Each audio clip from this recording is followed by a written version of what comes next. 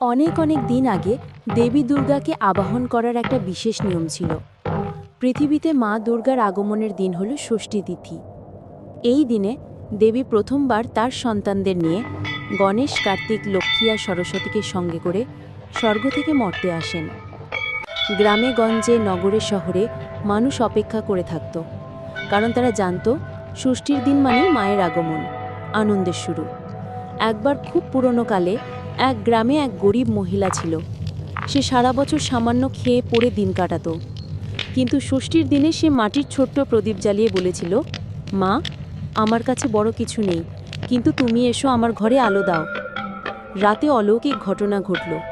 তার সেই ছোট্ট প্রদীপের আলোয় যেন চারদিক ভরে উঠল, আর সে দেখল দেবী দুর্গা তার ঘরে প্রবেশ করেছেন। সকালে গ্রামবাসীরা আশ্চর্য হয়ে দেখল, যেই মেয়েটি সারা বছর অভাবের মধ্যে থাকে, তার ঘর ভরে গেছে ধান, ফুল, ফল আর আনন্দে। সেদিন থেকে লোকেরা বিশ্বাস করে, ষষ্ঠী দিনে যদি ভক্তি দিয়ে মাকে ডাকা হয়, তিনি প্রতিটি ঘরে আসেন, আলো, সুখ আর সমৃদ্ধি নিয়ে। ষষ্ঠীর দিন কেবল উৎসব নয়, এটা বিশ্বাসের প্রতীক। ছোট্ট ভক্তিও যদি সত্যি হয়, মা দুর্গা তার উত্তর দেন।